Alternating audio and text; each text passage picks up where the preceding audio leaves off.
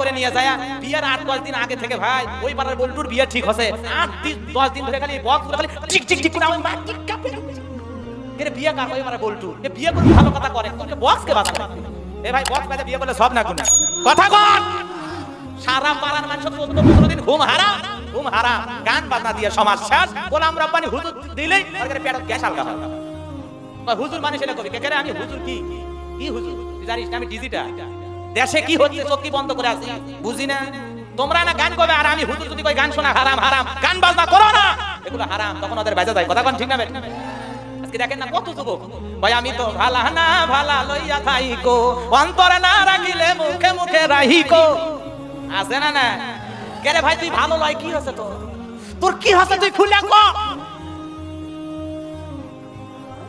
কথা কন এলে বললে হুজুরের দোষ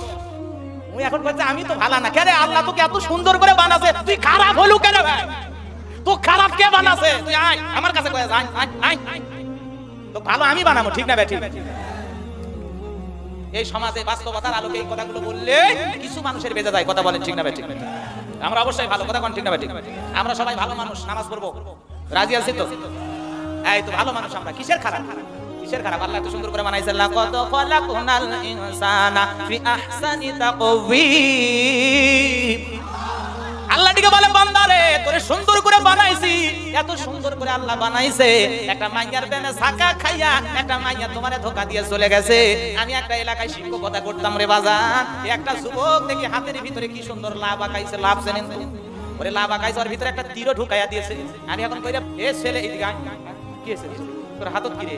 হুজুর এটা লাভ তো বুঝলাম এ লোভী লাভ তো বুঝলাম লাভ মানে ভালোবাসা বুঝলাম কিন্তু তীর ঢুকে দিছ কেন ব্যাপারটা কি হুজুর কথা দিয়েছে কথা রাখি কি আফসোস কথা দিয়েছিল কথা রাখিনি এজন্য তীর ঢুকে দিয়েছে এই যুবকেরাই তো গান খুঁজে পায় না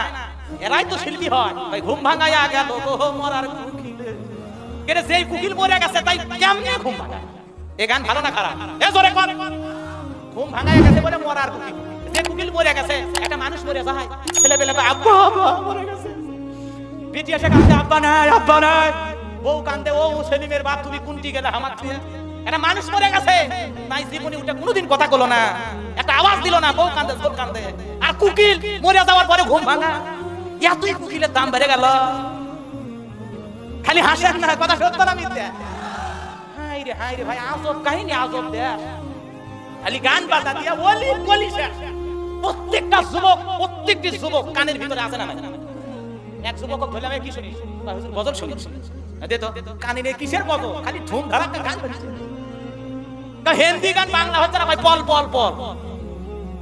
এ হিন্দি গান শুনে যুবক বাংলা গান শুনে এখন গোলাম রব্বানি হুজুর দিলে বলো কোরআন হাদিসের কোন জায়গা হুজুর গান শোনা যাবে না গান শুনি আমি মেমোরি কিনছি হুজুরের বাপের টাকা দিয়ে কিনছি আমি মোবাইল কিনছি হুজুরের বাপের টাকা দিয়ে কিনছি আমি কানো ইয়ারফোন লাগাছি হুজুরের গান কি ধান নিছি না রে ভাই না একটাও আমার নামে স্বীকার করলাম কিন্তু ভাই গান শুনিস না গান শোনা হারাম বাদ্যযন্ত্র হারাম কোন মুসলমানের সন্তান আজে বাজে গান শুনতে পারে জোরে বলেন পারে আরো জোরে পারে না কথা সত্য না মিথ্যা দলিল আছে না নাই এইবার দলিল গোলাম রব্বানির মুখের কথা নয় সূরা লোকমান আয়াত নাম্বার 6 আল্লাহ দিকে বলেন ওয়া মিনান নাসি মাইয়াশতারি লাহওয়াল হাদিস লিউদিল্লা আন সাবিলিল্লাহি বিগাইরি ইলমিন ওয়া ইত্তাখিদাহা হুজওয়া উলাইকা লাহুম আযাবুম মুহিন আল্লাহ রাব্বুল আলামিন দিকে বলেন মানুষের মধ্যে এমন কিছু লোক পাওয়া যাবে যারা অশ্লীল কাব্য কবিতা গান বাজনা এগুলোর দিকে মানুষকে ডাকাবে এমন কিছু কাল্পনিক কাহিনী নাটক হোক উপন্যাস হোক চিত্র জগৎ হোক নায়ক হোক গায়িকা হোক আমার ভাইয়েরা নায়ক হোক নায়িকা হোক গায়িকা হোক তারা এমন কিছু অশ্লীল গান বানাইবে তারা এমন কিছু বাক করবে আমার ভাইয়েরা লাহওয়াল হাদিস এই শব্দের তাফসীরের ভিতরে তাফসীরে ইবনে কাসির বলেন তাফসীরে বাইজাবি বলেন তাফসীরে মারিফুল কোরআন বলেন তাফসীরে তাফহিমুল কোরআন বলেন তাফসীরে দালালাইন বলেন তাফসীরে তাবারি বলেন আমার ভাইয়েরা তাফসীরে কুতুব বলেন যতগুলো তাফসীর গ্রন্থ আছে বাংলার জমিনে এক নয় দুই নয় প্রায় 42 খানা তাফসীর পাওয়া যায় বাজান সমস্ত তাফসীরকারক এই কথাই একমত লাহওয়াল হাদিস মানে অশ্লীল গান বাজনা এগুলোর জিনিস আর ক্রয় করে দেখেন না এগুলো বাদ্যযন্ত্র যারা ক্রয় করে বাজান ব্যাখ্যা বিশ্লেষণ সুন্দর করে দেওয়া আছে তাফসীরের কিতাবের ভিতরে সুন্দর করে লেখা আছে ওই গান বাজনার আয়োজন যারা করে গান বাজনা যারা গায় আর গান বাজনার সরঞ্জাম যারা কেনাকাটা আছে না এই গান বাজনার সরঞ্জাম মানে বুঝেন না আজ এটা আছে না এটা কি আছে রে ভাবাস আছে না এলে শিল্পী এ মুসলমান কথা কও আর এটা আবার এডি করে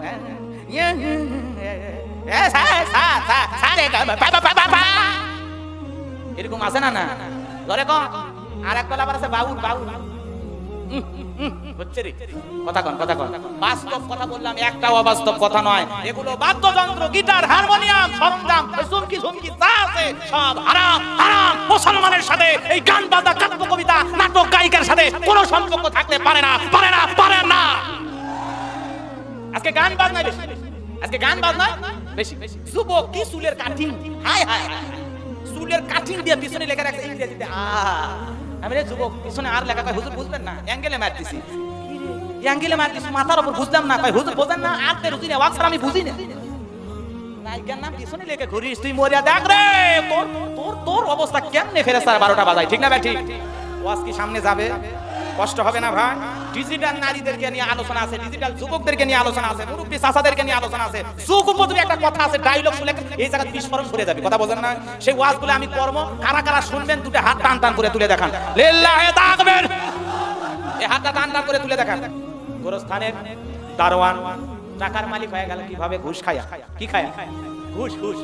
আপনাদের সমাজে ঘুষ নাই তো? এখন একটা ছেলে চাকরি করতে গেলে 10 লাখ 12 লাখ 15 লাখ টাকা ঘুষ দেওয়া লাগে, সত্য না মিথ্যা? সত্য কথা না মিথ্যা কথা? আমার ভাইয়েরা খুব খেয়াল করে শুনবেন। শুনলাম হাজার হাজার মা বোন আলোচনা শোনার জন্য এসেছে। মা আপনাদের জন্য গভীর রাত্রে 2-4টা কথা বলে যাও, মা একটু অপেক্ষা করেন। আমার ভাইয়েরা এইবার গুরুস্থানে দারোয়ান কাবুস এত টাকার মালিক হয়ে গেল, টাকা রাখার কোনো জায়গা নাই। বাদশার দরবারে হাজির হয়ে বলে, বাদশা আমার কিছু টাকা পয়সা হয়ে গেছে, আমি এই টাকা দিয়ে একটু জনগণের সেবা করতে চাই, জনগণের উপকার করতে চাই। বাদশা ডেকে বলে, বাবা তোমার মতো ছেলে মানুষ এই এলাকায় আর একজন নাই, এলাকার গরিব মানুষের তুমি সাহায্য সহযোগিতা করতে পারো বাবা। রাজ্যের মধ্যে আগামীকালকে আমি ঘোষণা করে দেবো, গোরস্থানের দারোয়ান গরিব মানুষ যারা আছে দেশের খাজনাবাজি দিতে পারে না, আমি তাদের জন্য খাজনা পরিশোধ করে দিয়ে দেব।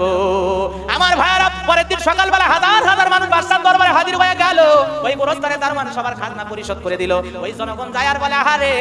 এমন লোক যদি আমাদের বাদশা হইতো, ওই ব্যক্তি বাদশা না হয় যদি গোরস্থানের ছেলেটা আমাদের বাদশা হইতো, আমাদের কপাল খুলে যেত। এরকম আমাদের সমাজে নাই। মানে নির্বাচনের আগে জনসেবামূলক কাজ করা দরকার আছে না নাই? এ ধরে বলেন আছে না নাই?